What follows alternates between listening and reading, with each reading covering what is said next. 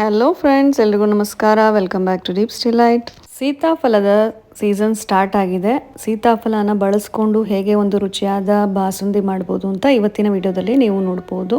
ಕೇವಲ 1 ಲೀಟರ್ ಹಾಲು ಹಾಗೆ ಒಂದು ಸೀತಾಫಲ ಇದ್ರೆ ಈ ರುಚಿಯಾದ ಕ್ರೀಮಿಯಾದ ಒಂದು ಐಸ್ ಕ್ರೀಮ್ಗಿಂತ ರುಚಿ ಅಂತ ಹೇಳ್ಬೋದು. ಅಷ್ಟು ಟೇಸ್ಟಿಯಾದ ಒಂದು ಸೀತಾಫಲ ಬಾಸುಂದಿಯನ್ನು ನೀವು ಮನೆಯಲ್ಲೇ ಮಾಡ್ಕೊಳ್ಬೋದು. ಬನ್ನಿ ರೆಸಿಪಿ ಸ್ಟಾರ್ಟ್ ಮಾಡೋಣ. ರೆಸಿಪಿ ಇಷ್ಟ ಆದರೆ ಪ್ಲೀಸ್ ಲೈಕ್ ಮಾಡಿ. ಒಂದು ಅಗಲವಾದ ದಪ್ಪತಳದ ಬಾಣಲೆನಲ್ಲಿ 1 ಲೀಟರ್ ಹಾಲನ್ನು ಹಾಕೋತಾ ಇದ್ದೀನಿ. ನಾರ್ಮಲ್ ನಂದಿನಿ ಬ್ಲೂ ಪ್ಯಾಕೆಟ್ ಹಾಲನ್ನು ಹಾಕೊಂಡಿದ್ದೀನಿ. ಇದು ಚೆನ್ನಾಗಿ ಕುದೀತಾ ಇದೆ. ಇವಾಗ ಒಂದು ಸೌಟನ್ನು ತಗೊಂಡು ಇದನ್ನ ಮಿಕ್ಸ್ ಮಾಡ್ಕೋತಾ ನೀವು ಚೆನ್ನಾಗಿ ಇದನ್ನ ಅರ್ಧ ಲೀಟರ್ಗೆ ಇಳಿಸ್ಕೊಳ್ಬೇಕಾಗತ್ತೆ. ಕುದಿಬೇಕಾದ್ರೆ ಮೇಲೆ ಉಕ್ಕಿ ಬರುತ್ತೆ. ಆವಾಗ ಮಧ್ಯ ಮಧ್ಯ ನೀವು ಇದನ್ನ ಈ ತರ ಮಿಕ್ಸ್ ಮಾಡ್ಕೋಬೇಕು. ಕೆನೆ ಕಟ್ಟಿದ್ರು ಕೂಡ ಮತ್ತೆ ಹಾಲೊಳಗೆ ಸೇರಿಸ್ಕೊಂಡು ಮಿಕ್ಸ್ ಮಾಡ್ಕೋತಾ ಇರಿ. ಹಾಗೇನೆ ಒಂದು 15 ನಿಮಿಷ ಕುದಿಸ್ಕೊಂಡ್ರೆ ಅರ್ಧ ಲೀಟರ್ ಅಷ್ಟು ಇಳಿಯುತ್ತೆ ಇದು. ಇವಾಗ ಒಂದು ಅರ್ಧ ಸ್ಪೂನ್ ಅಷ್ಟು ಏಲಕ್ಕಿ ಪುಡಿ ಹಾಕೊಂಡಿದ್ದೀನಿ. ಹಾಗೆ 3 ದೊಡ್ಡ ಸ್ಪೂನ್ ಅಷ್ಟು ಶುಗರ್ ಹಾಕೋತಾ ಇದ್ದೀನಿ. ಸಕ್ಕರೆ ನೀವು ಹೆಚ್ಚು ಕಮ್ಮಿ ಮಾಡ್ಕೊಳ್ಬಹುದು. ನಿಮ್ಮ ಟೇಸ್ಟ್ ಅನುಗುಣವಾಗಿ ಸಕ್ಕರೆನ ಮಿಕ್ಸ್ ಮಾಡ್ಕೊಳ್ಳಿ.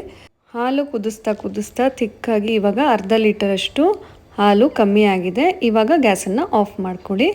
ಇವಾಗ ಸೀತಾಫಲದ ಪಲ್ಪನ್ನು ತೆಕ್ಕೊಳ್ಳೋಣ. ಒಂದು ದೊಡ್ಡ ಗಾತ್ರದ ಸೀತಾಫಲನ ತಗೊಂಡಿದ್ದೀನಿ. 300 ಗ್ರಾಮ್ ಅಷ್ಟು ಇರ್ಬೋದು ಇದು ವೆಯ್ಟಲ್ಲಿ. ಇದರ ಪಲ್ಪನ್ನು ಈಸಿಯಾಗಿ ಹೇಗೆ ತೆಗಿಬೋದು ಅಂತ ಇವಾಗ ನೋಡೋಣ.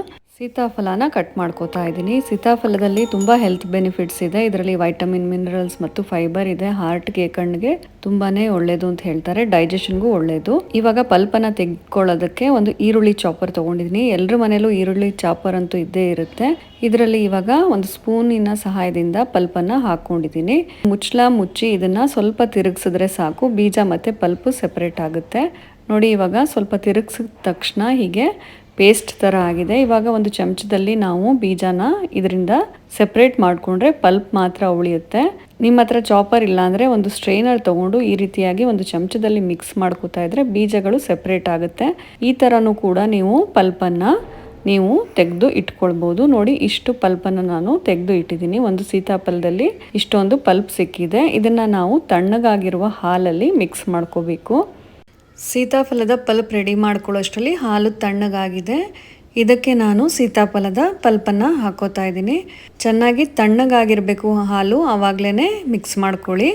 ಒಂದು ಸೌಟಿಂದ ಚೆನ್ನಾಗಿ ಇದನ್ನು ಮಿಕ್ಸ್ ಮಾಡ್ಕೊಳ್ಳಿ. ಮಕ್ಳಿಗಂತೂ ತುಂಬಾ ಇಷ್ಟ ಆಗುತ್ತೆ ಈ ಸೀತಾಫಲದ ಬಾಸುಂದಿ. ಟ್ರೈ ಮಾಡಿ ನೋಡಿ, ತುಂಬಾ ಇಷ್ಟಪಡ್ತಾರೆ.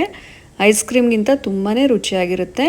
ಇದನ್ನೆಲ್ಲ ನಾನು ಇವಾಗ ಬೌಲಲ್ಲಿ ಹಾಕ್ಕೊಂಡು ಫ್ರಿಜ್ಜಲ್ಲಿ ಇಡ್ತಾ ಇದ್ದೀನಿ. 2 ಗಂಟೆ ಅಥವಾ 3 ಗಂಟೆ ಅಷ್ಟರಲ್ಲಿ ಇದು ತಣ್ಣಗಾಗಿರುತ್ತೆ. ಆವಾಗ ನೀವು ತೆಗೆದು ತಿನ್ಬೋದು. ಪೂರಿ ಜೊತೆಗಂತೂ ತುಂಬಾ ಚೆನ್ನಾಗಿರುತ್ತೆ. ನೋಡಿ, ತಣ್ಣಗಾಗಿದೆ. ತಣ್ಣಗಾದ್ಮೇಲೆ ಇವಾಗ ತೋರಿಸ್ತಾ ಇದ್ದೀನಿ. ಮನೆಗೆ ಯಾರು ಗೆಸ್ಟ್ ಬರ್ತಾ ಇದ್ದಾರೆ ಅಂದರೆ ಖಂಡಿತ ಅವ್ರಿಗೂ ಮಾಡಿಕೊಡಿ. ತುಂಬಾ ಇಷ್ಟಪಡ್ತಾರೆ. ಸೀತಾಫಲದ ಸೀಸನ್ ಇರಬೇಕಾದ್ರೆ ಮಾಡ್ಕೊಳ್ಳಿ. ಇದನ್ನೆಲ್ಲ ಒಂದು ಸರ್ವಿಂಗ್ ಬೌಲ್ಗೆ ಹಾಕ್ಕೊಂಡು ಮೇಲ್ಗಡೆ ಬಾದಾಮಿಯ ಚೂರುಗಳನ್ನು ಹಾಕ್ಕೊಳ್ತಾ ಇದ್ದೀನಿ. ನೀವು ಬೇಕಿದ್ರೆ ಪಿಸ್ತಾ ಅಥವಾ ಗೋಡಂಬಿ ಕೂಡ ಹಾಕ್ಕೊಳ್ಬೋದು. ತುಂಬಾ ಟೇಸ್ಟಿಯಾಗಿರುತ್ತೆ ಡ್ರೈ ಫ್ರೂಟ್ಸ್ ಹಾಕ್ಕೊಂಡ್ರೆ.